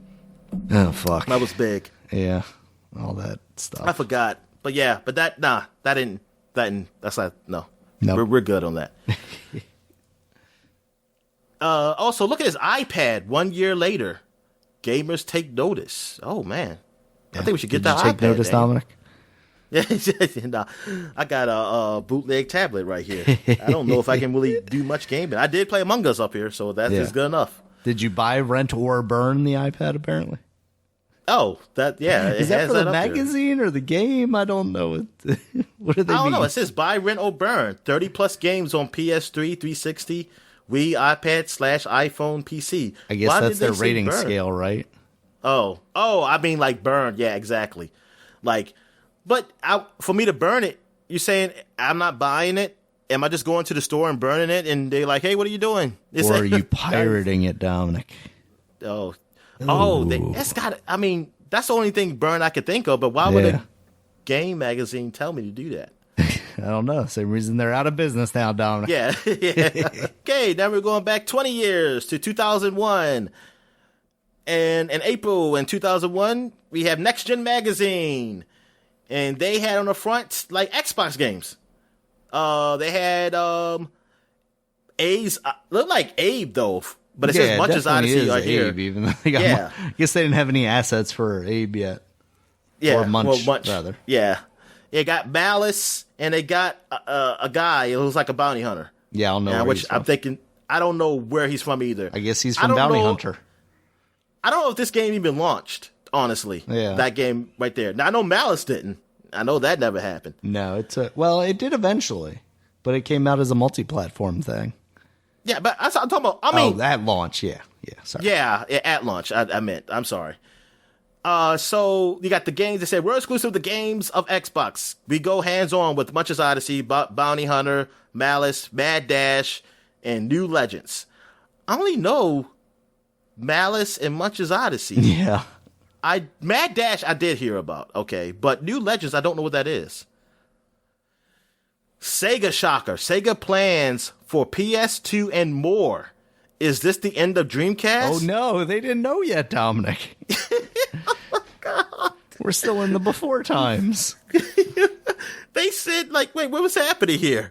Why does Sega plan for another console? They have a Dreamcast. What's going on here? Yeah. Look, Linux-based gaming. Still not a thing. The Dreama console exposed. Exposed. I don't remember it called a Dreama. Like, I remember somebody saying Linux-based system or something, but I don't remember the name of it. I didn't know that was a name. I don't recognize that. Yeah. The controller looks like a PlayStation controller, though. Oh, it does? Yeah. Star Wars Starfighter, Phantasy Star Online. Yeah, they're still in denial. People are still in denial around this time. They just didn't know, Dominic. They just didn't know. Oh, I see that. Yeah, look, it's a DVD. Yep. It's ahead of its time, Dominic. Yeah, it was. This was like the Android systems of the before times. Yep. It's all right. So what we got here? We got GamePro from 20 years ago, and we got some lady with green hair and what it is, Dominic. Fatigue type of bikini or whatever. I don't know what that. Or at least just top. What's that called? A sports bra. Yeah, I guess like an undershirt. Yeah, tank top. That's the word I'm looking for. That's a sports bra. It is a small tank top. Yeah. All right. I'm guessing this is Portal Runner. Do you remember this? Army Men, Dominic, which I guess is Portal Runner. Is it Army Men Portal Runner? That's what it was called? Army Men Portal Runner? Are you sure? Or maybe it is. Army Men, the PS2 Invasion Begins. I thought... You sure that's not like a separate game? It is... So Portal Runner is a game. It's a spin-off of the Army Men series. Wow. So that's why she has green hair, because she's part Army Man and part human. Her mom fucked the Army Man? No, not human, Dominic. Just one of the, you know how there's the green people and then the like tan people? Yeah. Oh. It was those two. Oh, the tan ones. Oh, You're saying, so they made it and made her. Yep. She's a hybrid. Yeah, they was like, we need some women. We need some women in these games. We need to get these boys to like something to sex appeal. Uh-huh. And there you go. God, look at that PS2 logo too. That's rough. That's early 2000 shit right there. Yeah. All right. Well, they got 110 plus games inside, Daniel. Good God. The Bouncers, Zone of Enders, Pokemon Stadium 2, Onimusha Warlords, Phantasy Star Online, Star Wars Starfighter, Knockout Kings 2001, Unreal Tournament, Lane Pro returns. The Joke's on Us. For the April Fools, I guess. Yep. PC Game Pro, Black and White, Medal of Honor, Allied Assault, man, 2 great games. Also Spring Training, they got baseball games here, Triple Play Baseball, many. All-Star Baseball 2002, and High Heat Baseball 2002. Also Fear Fact, man, the pro strategy guide of it. And what they got up here, they got Xbox, look at Xbox, here's the new Legends, Daniel. Yeah, I don't think they last. Final Fantasy X, Devil May Cry, and Bad Fur Day, Conker's Bad Fur Day. Yeah. The last big game for the N64, I believe. Yep, pretty much. So what else we got here, Dan? Where I'm at here, I am looking at Nintendo Power. Yes. And we got, this is your favorite, one of your favorite systems. I had this. I remember looking at this, like, look at these fucking Game Boy Advance games. I'm so excited. Yep, Game Boy Advance arrives. Yep. And the Zelda Preview 2. Coming out of space, Dominic. It's coming out of space. All right, the Zelda Preview 2, what is that? The preview of what Zelda around this time? Is this for the GameCube fake Zelda? Or was this the... I almost want to say yes, because I want to say this had like Space World coverage or something like that. Okay. And I think 2001 was the last year of Space World. I don't know. I'm going to have to go up in my closet, Dominic, and see if I still have this issue. I don't think I did. Going by this cover, it fools me, Daniel. Look at that screen. That screen looks like it's backlit. Oh, that screen looks beautiful, Dominic. We all thought it was going to be incredible. You couldn't play that in space. You could never see it. Man, all right, so Nintendo Power Strategy, they got Dr. Mario 64, Kirby Tilt and Tumble, Pokemon Stadium 2. Did you play Kirby Tilt and Tumble, Daniel? I want to say I downloaded it on an emulator and then realized I couldn't play it. You gotta. Well, that was the thing. I couldn't play it because it couldn't emulate the motion that it had built into the cartridge. Oh, you couldn't just move your computer or your screen, your your monitor, and it's like, hey. I just picked it up and shook it, and it didn't work. Yeah. How about Dr. Mario 64? I don't think I ever played that. I forgot that even got a game on the 64, to be honest with you. Yeah, but see, I just saw the purple one. Mm-hmm. And this looks like, I would have liked to have this version of it, not the purple one. That's the one I had, the white one. I always wanted, which I think we saw on the last issue this launched, Nintendo they launched with this color too? Yeah, it was that one, the purple one, and I almost want to say there was a third color in Japan, but it never made it over here. I'm going to say there was like a clear one or something like that. But the one I liked was the one that was like silver, and then it had teal or orange buttons and D-pad and like accent around the side. I always thought that one looked really cool. But that one never came out. All right, so where are we at now, Dan? We are at PC Gamer. And we have on the front Unreal 2. So this is like the story mode of Unreal Tournament, right? I think so. That sounds right. I never played it. But I always just assume like, hey, I don't have a tournament at the end, so I'm guessing yeah. This must be like more of a single player aspect to it, like I think that was the case. Story. So Unreal, I mean, what did this game get rated? I honestly not familiar with the Unreal games. Unreal, I think, was always pretty highly revered. Let's see, Metacritic. It says, "What are you looking at? Exclusive first screenshots of the best looking game ever." Oh, at the time, this was the best looking game ever, Daniel. It's 75 on Metacritic, Dominic. Oh, okay. 100 from GamePro. 82 from IGN. 70 from Eurogamer. Wonder why it was 82. They ain't paying enough. Top 10 weirdest games of all time. The adventure game returns. Also, you have Alone in the Dark 4, Myst 3, Exile. I forgot about Myst 3. And Majestic. That doesn't look like a fun screenshot. It just looks like a Word doc with some redacted words. Also, what else? I got 18 reviews. NASCAR 4, Battle of Britain, Oni, Sim Coaster, and Blair Witch 3. Oh, man. And also, NVIDIA unveils the stunning GeForce 3, baby. Fuck yes. Yeah. GeForce 3. I can really play Unreal 2 on that shit. I can really juice that baby up. All right. Damn straight. All right. So, what else we got here, Dan? Where we at? Game Informer? So, Game Informer, 20 years ago, we have a dragon on the front. A dragon from Baldur's Gate, Dark Alliance. That's a sexy dragon. Interplays Epic series gets a new adventure on PlayStation 2. Yes, I remember this because it came on PlayStation 2. It is a hack and slash type of looter game. You know, kind of reminds you of Diablo. But Baldur's Gate was a big game on PC, and they're bringing it to PlayStation 2. So they kind of dumbed it down for audiences like me, for I can appreciate. I think I borrowed this game. I tried it out, and I think I enjoyed it much, but I didn't stick with it. What we got here? Sega Behind the Games. GI investigates the rise and fall of the Dreamcast. Oh no! So, next gen, I guess they were still in denial. Next gen was behind gen. Yeah, they were still in denial. While Game Informer was like, look, because the previous issue of Game Informer had like, what's going on with the Dreamcast? Yeah. And now they got the rise and fall here. Unless maybe their April is ahead of their April. I don't know. Yeah. So what else we got? We got hands-on Metal Gear Solid 2, the demo from start to finish, because they did get Zona vendors. The return of Game Enforcer. Yep. They got they've been doing this for years. Still doing it to this day, yeah. Yep, their April Fool's joke. And PS2 versus Xbox versus PC. They said, fuck the GameCube. Monster Games talk development of its NASCAR Heat.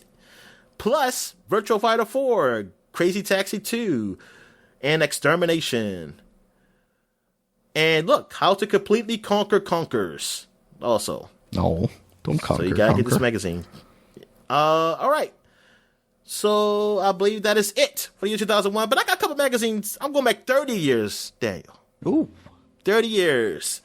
I was in, what grade was I in? Kindergarten. I was in kindergarten in April of 1991. And St. Agnes, it was. A private Catholic school. Oh, fancy. It's the one it's the school that's behind, you know where the Blockbuster is, where it used to be at in Catonsville Plaza? Mm-hmm. It is the school that's behind there. Oh, okay. That's the school I was at. Never knew there was a school back there. Well, like when you go past what used to be Shoppers and Metro Food Market, and across that parking lot is a school, and that's where my school was. Gotcha. So, on Nintendo Power in front, they had Final Fantasy II on the front cover. And they were like, "Oh, this is not actually the Final Fantasy. We sold the other one pretty well, so we got a 2 to this." As it turns out, we got to return to it. Might, Mystery, and Magic. Plus, Game Boy Battletoads, baby. And look at this, Nintendo Flintstones. They got Nintendo Flintstones. Man, licensed games were just so up the ass. Yeah. Around these years, man. The 90s, it was just... And they were good back then, licensed, or at least we just didn't know they were trash. And but some of them actually turned out to be pretty good. Yeah. I mean, as you can see with the Aladdin and the Lion King game that got re-released. Although you go back and play them and you realize, oh, this is just the same thing as every other game that came out back then. Also, this has the official Nintendo seal of quality on this magazine. So this beautiful. is a good magazine. This is a great magazine. The Nintendo approved. Miyamoto says, good job. All right. So what else we got here? We got one more magazine to get through. We got Game Pro 30 years ago. They had Those Bad Boys Are Back in Double Dragon 3. Oh, boy. New for your Nintendo. Also, Nintendo Super Famicom. Oh, sneak preview of the latest carts from Japan. Oh, my goodness. This is going to be a Super Famicom. I know. This is crazy. Gonna play my old Famicom games? Smash Hits, Bonk's Revenge, Battletoads, Joe Montana Football. Oh, yeah. Yep. This is before Tom Brady. He was the greatest quarterback we knew. Yep. and then Tom Brady came and destroyed them. Which is crazy because we don't have a Tom Brady football game, Dominic. Thank God. They're going to retire Madden, and we're going to call it Tom Brady football. Barai Fighter Deluxe. You know what this is? I do not. TV, sports, hockey, and basketball. I don't know what that is either. I guess it's combined 2 games. I don't know. And The Simpsons. Also, this covers Nintendo, Genesis, TurboGrafx 16, Sega, Atari, Game Boy, and Lynx. Oh boy. There you go. That is it for the covers. And that I guess we'll take a quick break, and when we get back, we get to the gaming news. All right. And we're back. So let's get into the gaming news. What we got, all right, Dan? Dominic, this is the big one for the week. We're going to kick it off with a banger. MLB The Show has been announced to be a Game Pass game at launch, day 1. Wow. Sony fans are pissed. Sony fans. Understandably, especially, but I mean, I get all these other great games though. Yeah, but we got to pay for them, Dominic. We got to pay for them. You and your damn Game Pass pay for Game Pass. We got to pay for Game Pass. Yeah, but this $15 a month, Dominic, that won't even buy you one game on the PlayStation. That won't even buy me MLB The Show. Hey, look, you got Days Gone. Well, I'm sorry, I'm ahead of myself. That was my fault. Spoiler alert. But anyway, foreshadowing. You had Final Fantasy VII Remake for free. That was pretty big last month. I mean, even though it's not a launch game, though, but you had the what was the racing game on PS5 for free. Oh, the Destruction All Stars. Yeah. You had Fallout Boys. I said Fallout Boys. Fallout guys. We're going down. No, not the Sega group. Yeah, but you had that for free. I'm trying to think of some more recent. I mean, we might as well just jump into it, Dominic. For PlayStation Plus this month, they've got. Well, hold on. I'm going to tell them MLB the 2021 the show. Well, though. I was just going to say they've got, because we've talked about it in the past. They already announced it. They've got Abe's Odyssey or Soulstorm. As far as they got Soulstorm. They are getting new games, and I have PlayStation 2. We are getting new games on the PlayStation. Granted, it's a PlayStation 5 only thing, so in that case, it's a they thing because I can't find one, and I don't want to buy one right now anyway necessarily. So there are new games coming out, but this is kind of, I can understand why people see it as a slap in the face. To be honest with you. It is because it's a Sony game and it's releasing for the Game Pass subscribers of an Xbox game. People on the Xbox can pay $15 and play MLB The Show, whereas if I'm a Sony only guy, I've got to pay the full price, and that kind of sucks. That eats away at me a little bit. It kind of sucks, but you have to look at it that maybe the Xbox people I don't know about this MLB The Show. I don't know what the fuck this is. Yeah. I don't know this. Can Sony make baseball games? I don't know. At the same time, I can't really see that only because it's kind of the only game around anymore. Yeah. No, RBI baseball. No. that is high quality. That's some high quality Xbox baseball right there. And the game my friend always plays, Super Mega Baseball. But that's not. Yeah. I know. That's just not the same. Yeah. But yeah, I mean, it's cool for me because I was definitely going to buy this, Dan. I was definitely going to buy this. So if they ever take it off, by the time they probably take it off, it'll probably be cheaper. Oh, see, that's what they're going to do, Dominic. The first month is free. They're just going to get you that taste. Then they're going to get you in there. Oh, that game will drop in price fast. And then, and then I'll be like, I'll just have to wait. But anyway, yeah, this is cool. This is awesome that Xbox doing this. Good for Xbox. Good for Xbox. For getting this, I mean, they have to keep Game Pass viable like this. I mean, they have to get these new games coming on Game Pass. It has to be not just like, oh, we get it. We'll end up getting the movies later. Like, I mean, I'm saying movies, the games later. Like how Netflix used to do. How Netflix used to be, where they get, hey, yeah, we'll get the movies, but it'll be sometime later than when they have now released. They just make their own. Nah. Yeah, now they just make their own fucking movies now. They say, like, nah, everything's exclusive and to us, like, something like that. Yeah, so, yeah, they get them. But, yeah, this is awesome. Like, for me, like, I've really been, because I've been waiting for this game, and I was definitely going to get it. I was thinking about pre-ordering it because I was like, I could get at least, if I'm going to end up paying $6 anyway, I might as well get those extra stubs. Right. But now I won't get the extra stubs, but that's fine. I didn't pay for it either, so I can live with that. The stubs are like their currency where you can use to buy stuff. Which you said last year was like absurd, right? You got to buy like taunts and celebrations and all that stuff too. Yeah, well, 2 years ago. And I'm assuming that last year is the same. I mean, I feel like it's going to be the same this year too. Because, I ain't buy last year's game. I had the year before last game. Yeah. So. And now baseball started. I can't wait. I really want to play this. Like, I wish it wasn't so, like, the end of April this game came out. I guess reasons they had to push it back, because usually the baseball games used to come out before the season. Used to come out during spring training. I wonder if due to those microtransactions, used to come out actually before spring training, be February. Really? It used to be that. I said in the. I mean, I've said it up here. I was baseball game came out in February on this podcast for the flashback segment. That's weird.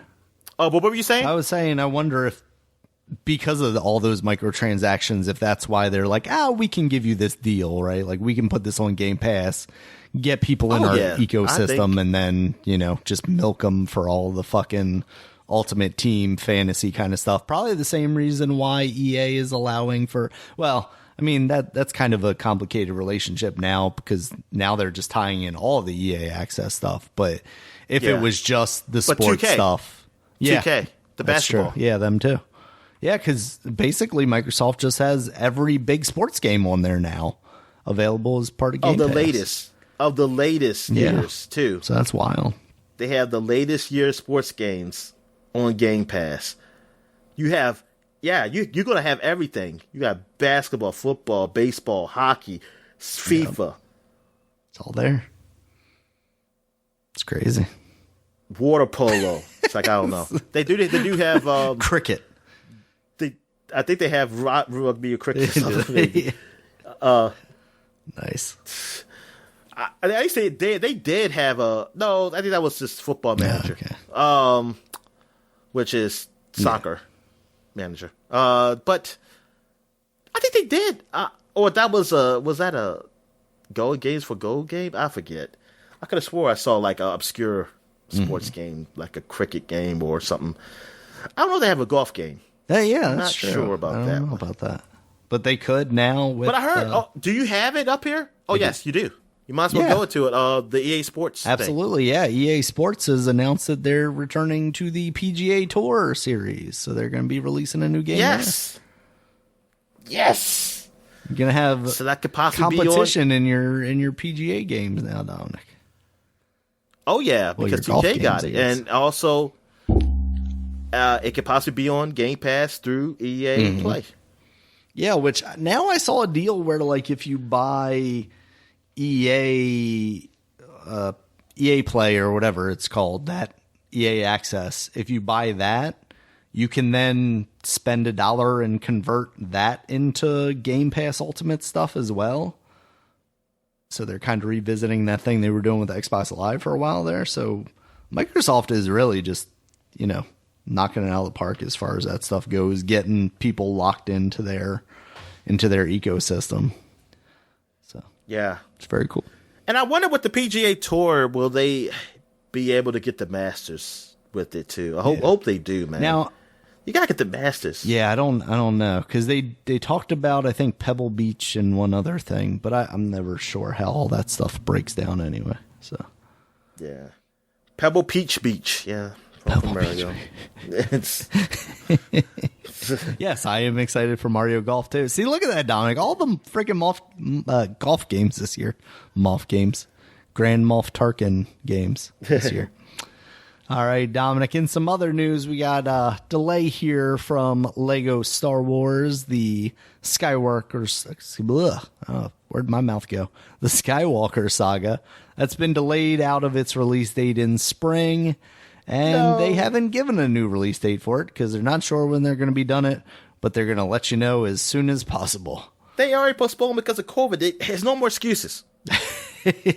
No more excuses. More COVID, Dominic. More COVID. That's why they delayed this time. Yeah, so that's unfortunate. And some other delay news. Mortal Kombat the movie has also been delayed, but it's only been a week, so it's now coming out April 23rd. They didn't give an excuse for that. I don't know why. My friends are very excited for that. I'm excited for that too. I'm willing to plop down and see that because I'm gonna sign up for HBO Max probably in the coming days, watch some Zack Snyder stuff, watch some Kong stuff, and then watch Mortal Kombat at the end of the month. So I'm excited for that, Dominic. They've ruined my week next week because it was supposed to be, WrestleMania and then some Mortal Kombat, but instead gotta wait another week. It's ridiculous. Can't deal with it, Dominic. Yeah. Some other news. There's been an update to Spider-Man Miles Morales that adds a new costume, the advanced tech suit. That looks pretty cool to me.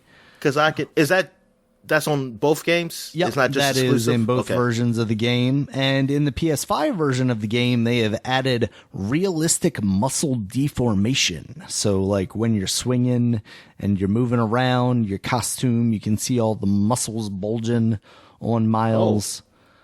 It's pretty cool. For the most part, it seems pretty subtle, but also just like when you're looking at it side by side, you're like, oh yeah, there's definitely a difference there, and that looks neat. So it's cool to see them still updating and supporting this game, especially. So you just seem like get a random hard on because he's like a teenager and it happens.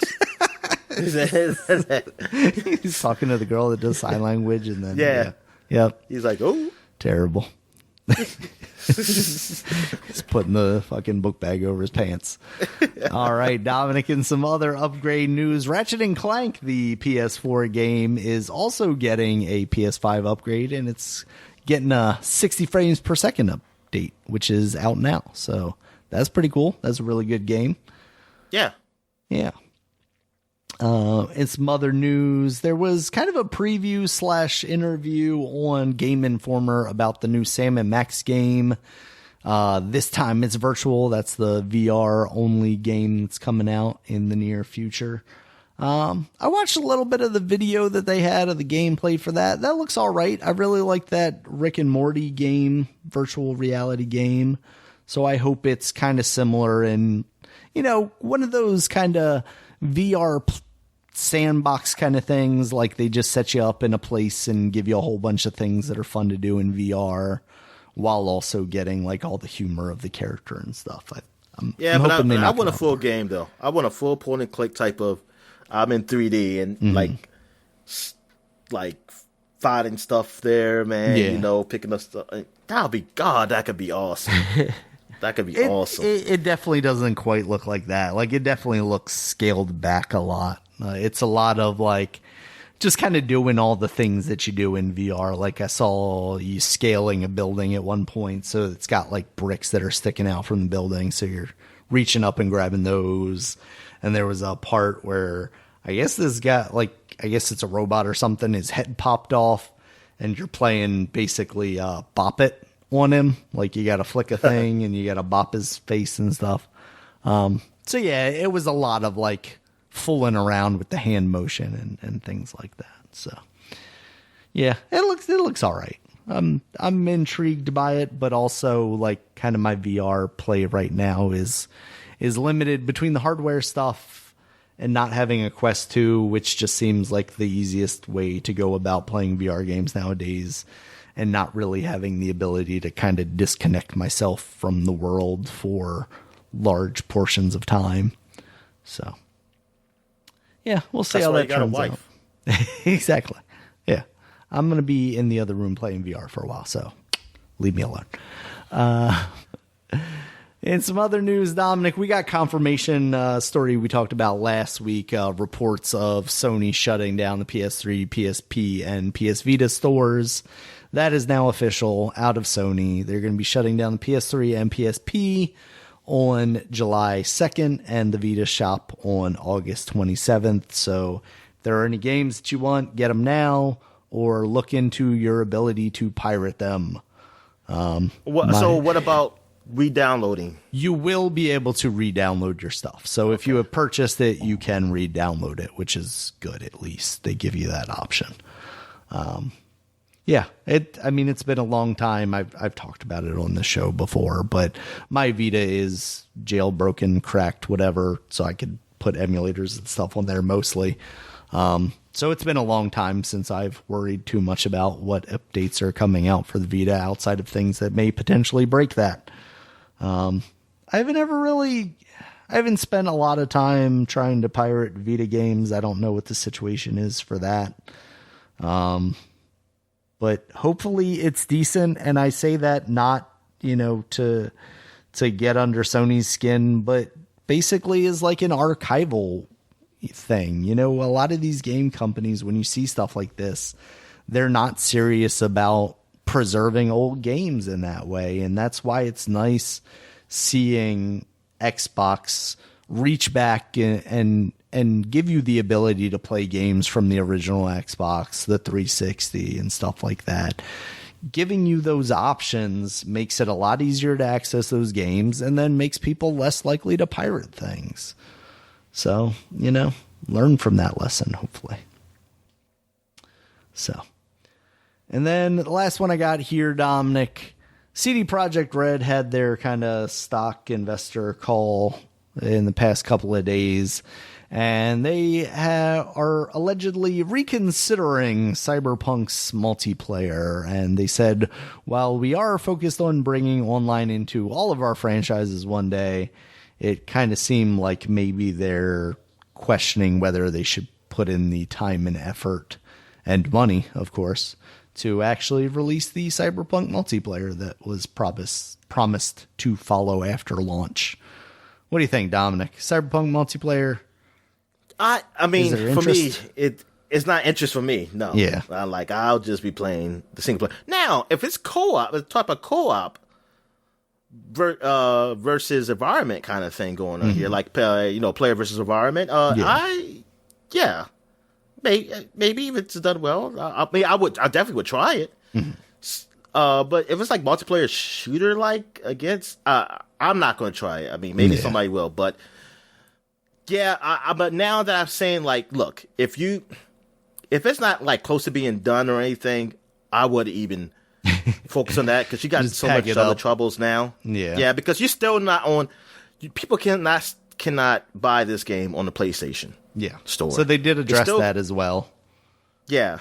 I saw that they did address it. Yeah, their quote was, however, basically somebody asked them, "Are you coming out on the Sony store sometime soon?"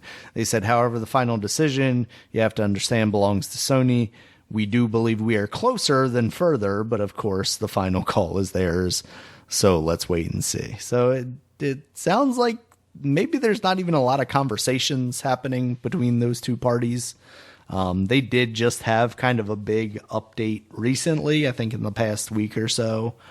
So hopefully for their sake they are, and hopefully for people who want to play it on the PS5, where it sounds like you can play it somewhat decently, they can get that worked out and make your game decent enough to actually allow Sony to sell it for you.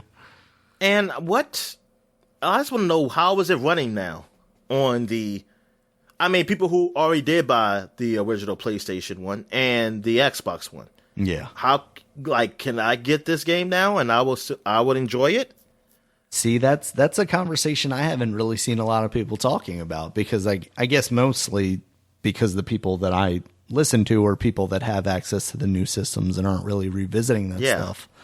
But yeah, I would definitely be interested to hear what's going on with that game, because that's the root of it, right? Is at the end of the day, what you're buying is a PlayStation 4 game. You're not buying a PlayStation 5 game, so it may run well or better on the PlayStation 5, but I can't pop it in my launch, era PlayStation 4 and have this game run well, then it's still fucked, right?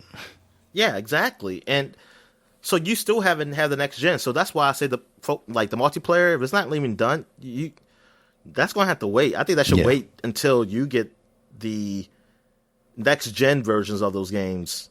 Yeah. Divert resources. Yeah, exactly. We'll see how that goes, Dominic. Did you see anything else before we get into the PlayStation Plus and Games for Gold stuff for this month? That I guess Mario's officially dead now, right? That's what the internet told me the other day. Well, the Mario collection and the Mario 35 game. Yeah, which is unfortunate because I never did go back to that game, and I would have liked to, but such a stupid decision on Nintendo's part. Very stupid. It really doesn't make any sense why you would just limit this stuff so arbitrarily. I don't understand. Unless they have plans to release it in some other form. And that's the only thing I could think is, hey, maybe we're releasing the new Switch, whatever, and these games are baked in or some dumb nonsense like that. But that's still just absolutely stupid. So, I don't know, Dominic. Nintendo. Sometimes they get away from being Nintendo, and then they go right back to being Nintendo. Yeah, being Nintendo. Yep. All right, I know where their bread is buttered. All right, Dominic. So we talked about it already, but Oddworld Soulstorm is your PS5 game for PlayStation Plus this month. And as a surprise, Days Gone is going to be the PS4 game for this month. So that's pretty cool. Yeah. I can try out that game now. Yeah. That's the thing that I wouldn't have gone out of my way to pick up, but for free, I could see myself playing that game and having a lot of fun with it. And Zombie Army 4 Dead War is also PlayStation. Another zombie game. Yep. I feel like we've gotten the whole series between the two consoles. Yeah, it does, because you got the trilogy. Mm-hmm.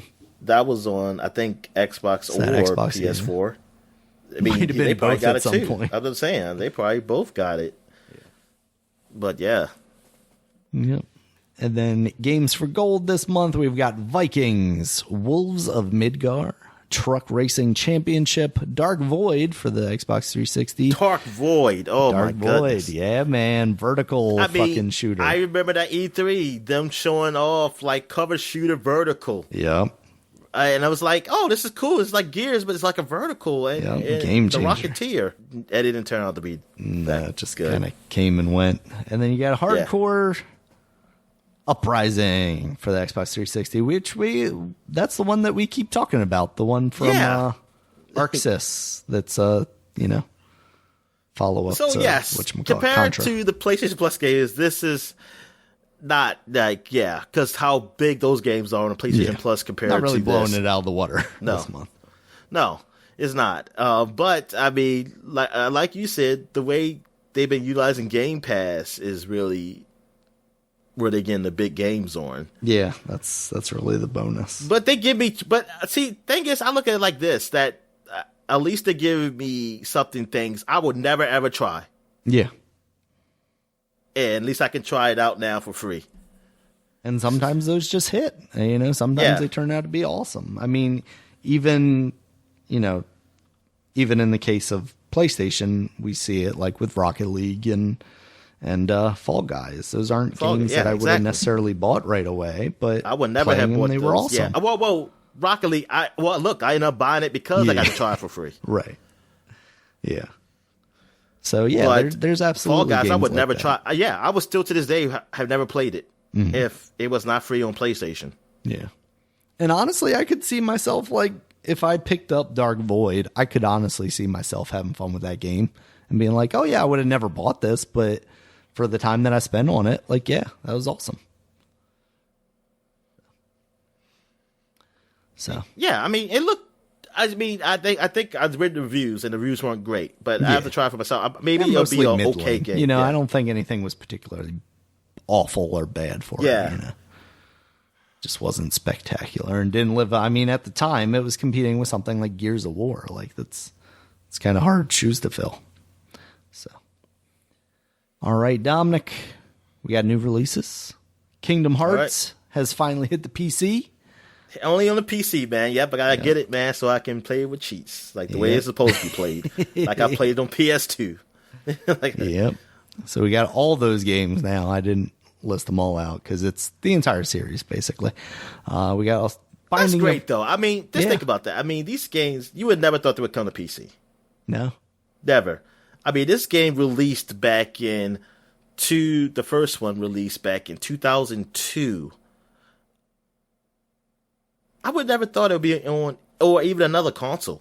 So just to get to another, it was like, oh, it's on the PlayStation. They bought the HD collection. I was like, oh, that's cool.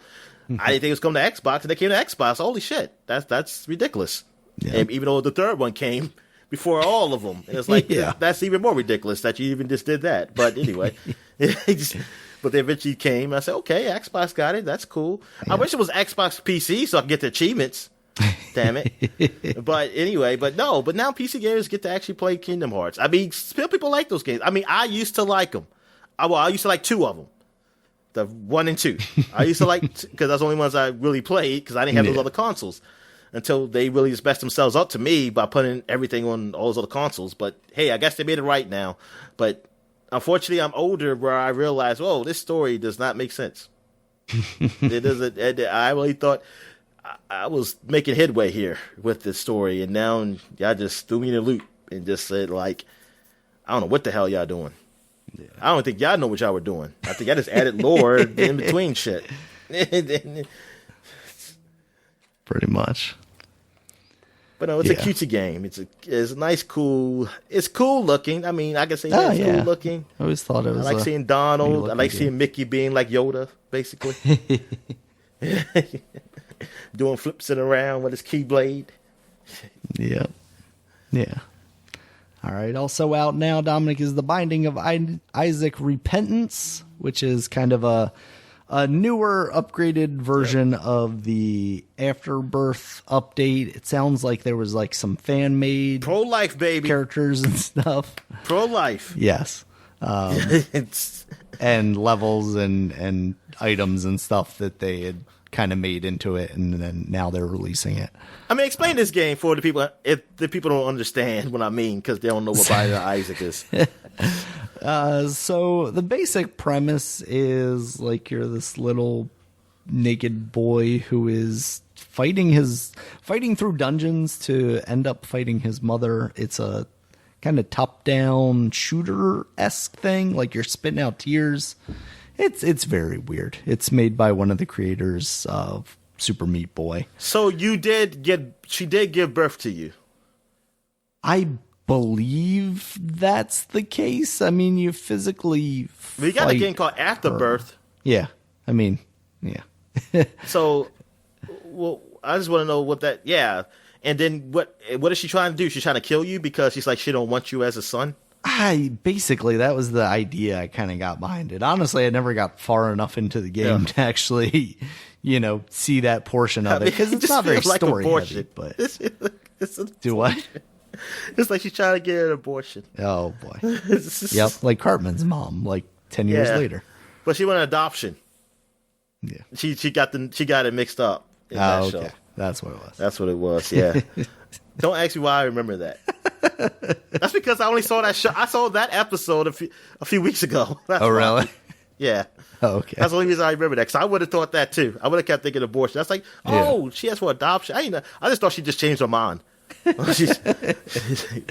All right. Also out now is Fighting EX Layer, another dash for the Nintendo Switch. That's one of those games. Beautiful fighting games. Is that What's it called again? Fighting EX Layer. I gotta look that up. Fighting EX Layer. Let's see what that one looks like.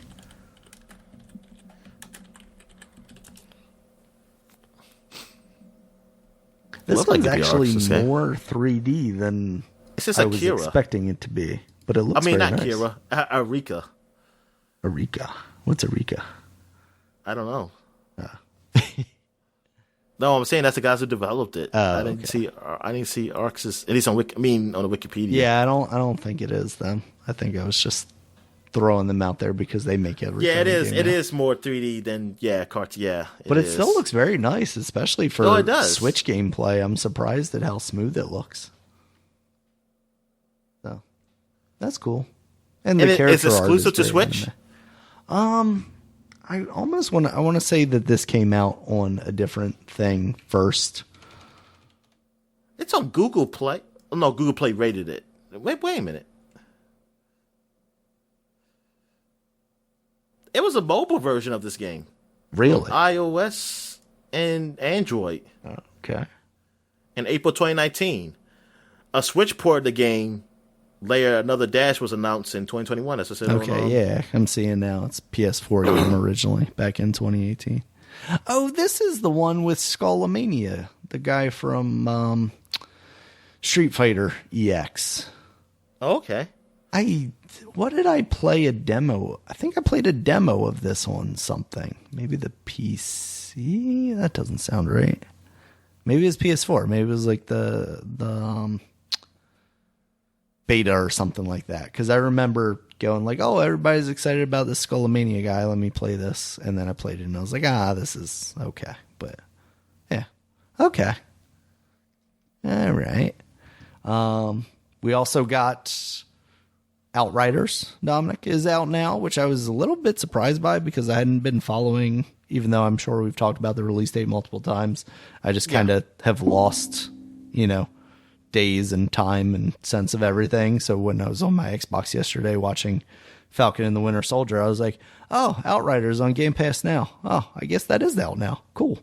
That's out on PC, PS4, PS5, Xbox One, Xbox Series X, Stadia. And as and it seems like it runs better than I played in the beta on the original Xbox. So that's good to hear. Yeah, so it doesn't look terrible like it did, like when I originally had played it. It feels like it's running a whole lot better and everything. So that's good. Yeah, very good. All right, we also have Resident Evil 7 Biohazard, which I put PC, but I'm pretty sure that's on Stadia now. Let me reconfirm that real quick. Oh, I'm thinking about Resident Evil 8, Daniel. I was like, what the hell? That game is out? Yes, it is Stadia. That should be Stadia. Stadia is getting some Trails games, too. I think Trails of Cold Steel. Oh, wow. Okay. Games. I don't know if they're getting all. I know they're getting 3. But yeah, they still fighting for every person they can get, Dominic. Yeah, exactly. They're at least they're being very diverse. In their lineup there. That's good. Get whatever you can. That's what you got to do. And then Disco Elysium, the final cut, Dominic. That's out on PC, PS4, PS5. I do want to play this just to see what people like about it. I do want to. Just and now it has full voice acting, so it's a great time to play. Nice. Nice. See, those people who got it the first time are the heroes, because now I can play it with full voice acting. They got that developer enough money so they can get people back in the recording booth. So I can play and enjoy it now. Yeah, absolutely. So that is our new releases for the week. Dominic, you got anything else? No, I think I'm good. All right. Thank you guys, as always, for listening. Check us out on Twitter. Dominic is at DStalworth5. I'm at RegulusMB. The podcast is at SupaPod, SupaPod. SupaPod.com is the website. You can find all the podcasts there, as well as links to all the other places you can find it, like YouTube, where there's a video version with gameplay behind it, as well as iTunes, Stitcher, Google Podcasts, Spotify. And until next time, guys, see you later. All right, see you.